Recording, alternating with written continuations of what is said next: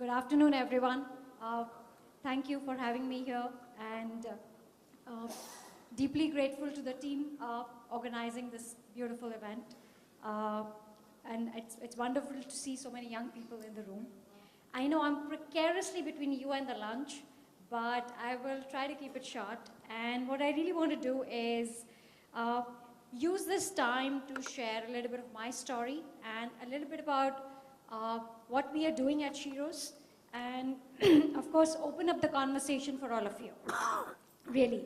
I have a few slides here, but most of this data is also available on the internet, so I don't want to really go over the slides, but I do want to give you a sense of, I think, the problem that we're solving and how we arrived at doing this and what are the challenges we faced along the way. Let me sort of rewind a bit and go back to my entrepreneurial journey. It really started, I think, in a small town called Muzaffarnagar. It's more notorious than popular. And once I finished my school, I came to JNU to study. And the interesting thing that happened was I started taking on work projects very, very early. So I see a lot of young people in the room, and I think entrepreneurship is just not, building a startup. It's not just funding. It's not just sort of setting up a company. I think it's being able to take new ideas and fructify them. It's being able to respond to what's ahead of you. And it's also being able to really respond to the context you are in. So when I was in college, I used to study Russian. And I want to tell you about my first job, which happened pretty much by chance, like I think a lot of very significant things in my life. I used to stay in a hostel, and one evening I walk in, with my cup of tea. There's a hostel common room, and this couple sitting there, and they say, we've come from Ministry of External Affairs, and we're supposed to go to Moscow, and we're looking for somebody to teach us Russian, and can you help us? It so happened I used to study Russian at that time. I was still in my first year, okay, so nowhere close to being a teacher or being able to teach. But I looked at them and I figured they only need basic Russian, and I think I know that much. I can pull this off. So I quickly convinced them that, hey, listen, why don't I teach you Russian? You've landed at the right place and you bumped into me. This is the right thing to do right now. And that became my first job. For 3 months, this wonderful couple would come every weekend, Saturday, Sunday. We would sit on the lawns of the university and I would teach them. By the end of 3 months, they got enough language skills to go back, and I got what became my first paycheck, a royal sum of 3,500 rupees. But what that 3,500 rupees did to me was, it sort of set the tone for taking on work and trying my hand at things which were challenging. And so by the time I finished college, I had about five years of work ex, because I had done so much of work with embassies. That was also the time when a lot of embassies were opening, MEA had work, the post-Soviet times. And that sort of set the tone for me to go out and just seek work, and it gave me a lot of confidence. And after college, I ended up doing my first startup at 21. And we built what became world's first newspaper for mariners. So if anybody has any connection to the merchant navy industry, do you know anybody who sails on high seas? So if you know of the industry, you would also know that when ships sail, they're pretty much cut off from the rest of the world, and their only connection to the world of media or news is BBC radio or Voice of America radio, that too in very small nuggets. And this had been a source for depression for a lot of sailors because they were cut off. And, this was an industry problem. And I happened to meet this guy who said, I've had a wonderful career in sailing. I have been on ships all my life. But I want to do something about getting news from home. And I want to, put together a solution. I have some idea of how to do it, but I don't know beyond that. And he's like, why don't you do it? I was 21, still studying, and somehow, he had the confidence to say, why don't you become part of this initiative? So we set up what became world's first newspaper for mariners. We put together a product where once a day we would beam to about 8,000 ships via the satellite. And they would download this product on the ships, print it on the deck, and distribute it on the deck according to the country you came from. So on any given ship, there are about 20, 25 nationalities. There are Indians, there are Filipinos, there are Britishers, there are Poles, there are Russians. So we would do an edition for each of these countries and ship them every single day. When we started, we had one edition. We had India, and then we had UK, and the third was Philippines. At the end of 3 years, we had gone to a team of 125 people and 25 editions. And interestingly, the company still runs. It still is the only product that serves this industry. And now, of course, they have more add-ons, they have more multimedia products. By end of 3 years, the company got acquired. Interestingly, when I was doing Newslink, that was the name of the product, I did not know the term startup. I did not know there's a term called venture capital.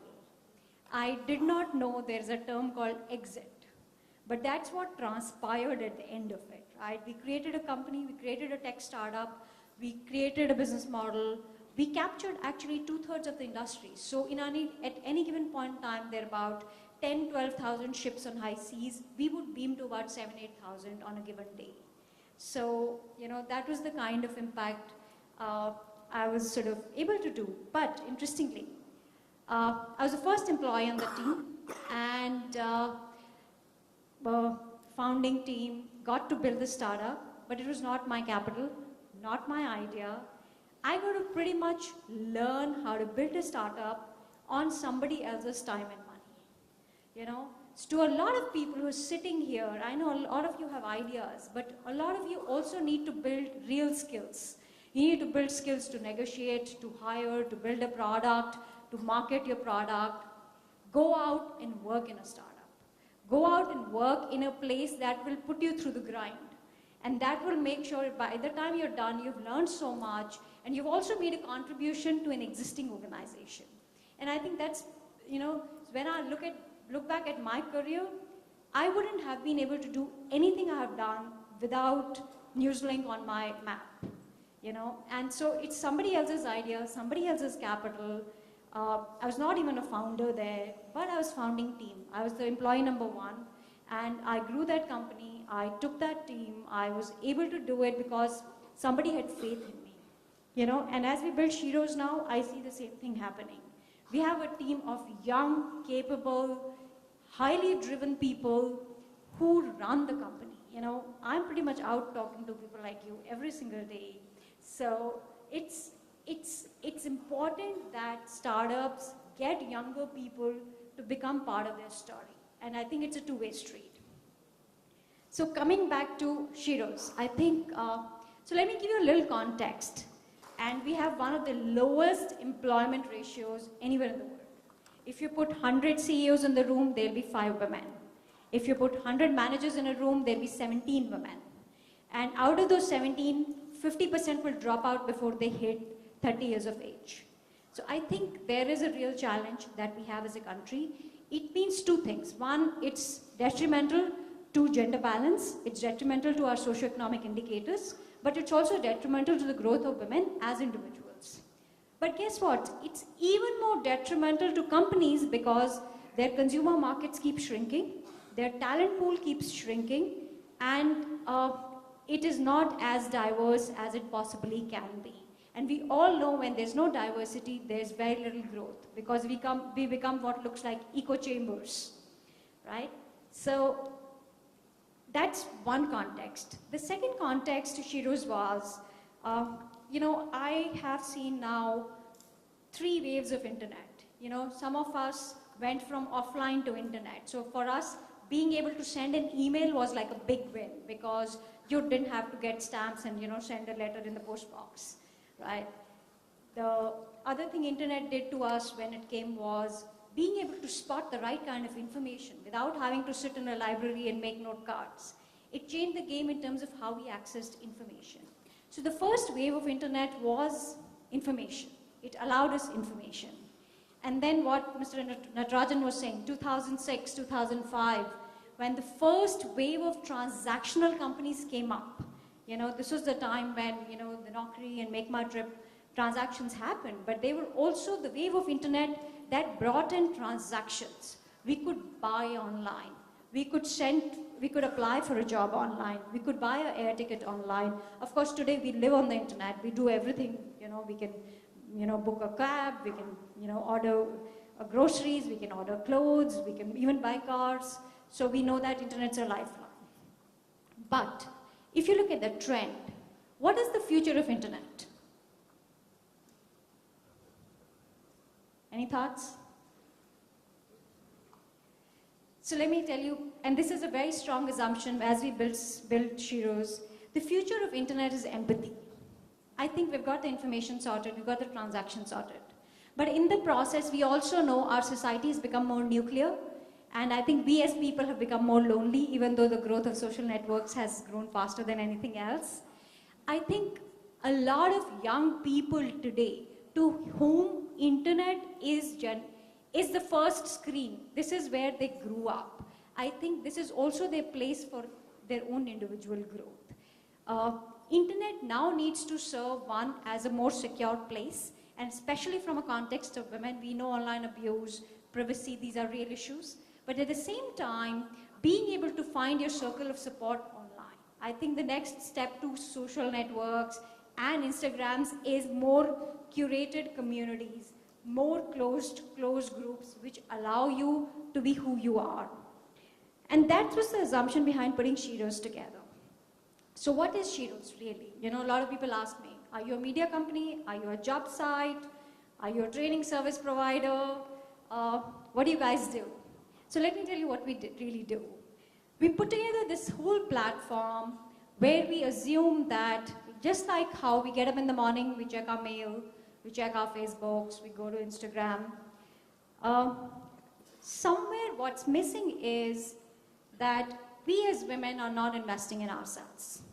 We do something for everybody around us. We do it for our families, we do it for our children, but we are not on our own list 8 out of 10 times. And I think somewhere what we're doing with Sheroes is we're building a product where you really become used to investing in yourselves with the help of a community which is trying to do the same. So it's a community built around growth and aspirations for women. And when I say women, I really mean anybody who's, 17 onwards. Anybody who's out there and saying, hey, now I'm in a real world, I need to do something about it. And what a member gets at Sheroes is, number one, a very, very strong circle of support. This is a safe place, it's more secure, and it's a non-transactional place. You don't have to come and buy, you don't have to come and shop for clothes, or we're not trying to sell you makeup and so on and so forth. The second thing that we do is we put together tons of resources which might be relevant to you as a person, as a professional.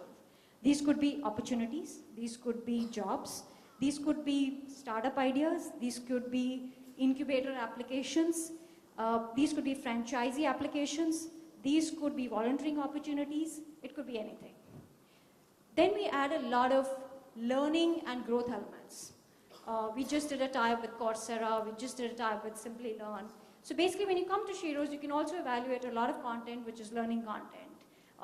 Things that matter as you put your own aspirations on the map. Say, hey, I have a great degree in science, but my communication skills are not there.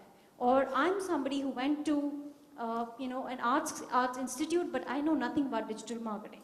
So being able to marry your aspiration to what is trending, what does the industry want, what does the world of business want. And lastly, we put out what has become a very, very interesting experiment. We started something called Ask Monica. It's our career helpline. So we launched an app on which we said, we're going to set up a team who's going to talk to women about what they want to do 24/7. So we have this team who's also all women who basically talk to women about their aspirations, about their challenges, about anything they want to talk about, pretty much 24/7 and virtually. This is a career helpline. I think this is the first time anybody has done this in the world. And our teams log in at 6 a.m. in the morning and they're at work till 12 at night every single day. And now we're realizing women from places we hadn't put on the map, Lakhimpur, Jharia, Kadlor, really small places where the assumption of career aspiration was not so strong. We hadn't sort of factored in. But the fact is, women are reaching out and getting that help and support from the career helpline. And then we went out to the industry. There's so many accomplished professionals in this room.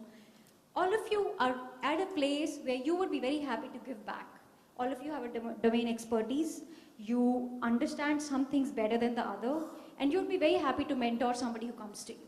But you may not have the physical time. You may not be able to do this, maybe more than once a month if done physically. We took that whole process online. And we made a mentor board, and we said there are about 200 mentors who are pretty much talking to women on a live mentor board about what they want to do, about domain expertise, about experiences. If I'm a senior leader and there's an aspiring senior leader, then when the two talk, some change can happen. And that was part of setting this whole thing up. But most importantly, I think it's built like a community, which is your circle of support. This is a community where if I'm a woman, I have gone through a certain experience. I can also find other women who may have same experiences, and we can talk to each other. So it's really sort of taking the whole concept of interaction, community, circle of support, and growing every single day all in one place. So today we are a community of about 1.5 million women. We work with about 16,000 companies, and over 100,000 opportunities have gone through the network so far. And as we see this, there are two major things that are happening for us on the horizon. One is, I think, bringing in women who are not English-speaking, metro, bringing in the vernaculars, bringing in the peri-urban, bringing in the tier 1, tier 2, tier 3. That's our next step. And second is, if there's one keyword that sort of gets women excited, can you tell me what it is? Work from home, right? So actually the second one's weight loss, but I can't do much about that. But we figured, what Mr. Natarajan was saying, what's your revenue model? How do you create value? So we figured two things are happening. There's a whole conversation around future of work. Future of work means more automation, more modular jobs, more on-demand, more cloud, more semi-entrepreneurial options, more entrepreneurial options. And I think all these trends are great for women because they're opening up what was a very industrial mindset. And the second thing that we realize is companies are more and more open to looking at interesting models of engagement that will scale quickly. So I think the trade-off businesses are going to do now or are already doing is they're happy to change if it speeds up their own growth, if it comes and adds to their bottom line very quickly. And I think that's where we go out and monetize a significant part of our business, where we help companies build and manage remote workforces. So if you're a company, you want to run a process of, let's say, 50 pre-sales agents, then chances are our platform will be able to line that up for you within a matter of a day. But if you were to do it on your own, it would mean like setting up a separate project. And what this is doing is it's distributing economic opportunities. These opportunities are going to women who don't have those opportunities in places they live in. Imagine somebody living in Jamnagar or a Vapi or a Ranchi or a Jaipur for that matter. So I think that has become a significant growth driver, and it's what I call a triple bottom line model. It creates P&L value for both sides, demand and supply. It creates social impact, but it also creates a network effect because we are also adding to making sure people don't run to cities for jobs. there is social equanimity and all of that. And of course, the other part of our business is working with brands. We are a consumer platform. So in one way, we are very close to the LinkedIn model, where one part of your business is consumers, and you can keep scaling it. So today, we are 1.5 million women. In the next 5 years, we definitely see ourselves being 25 million women on the platform. And of course, our monetization happens via enterprise. And we know that as a business, we want to keep working with companies so that value and economic value keeps getting generated.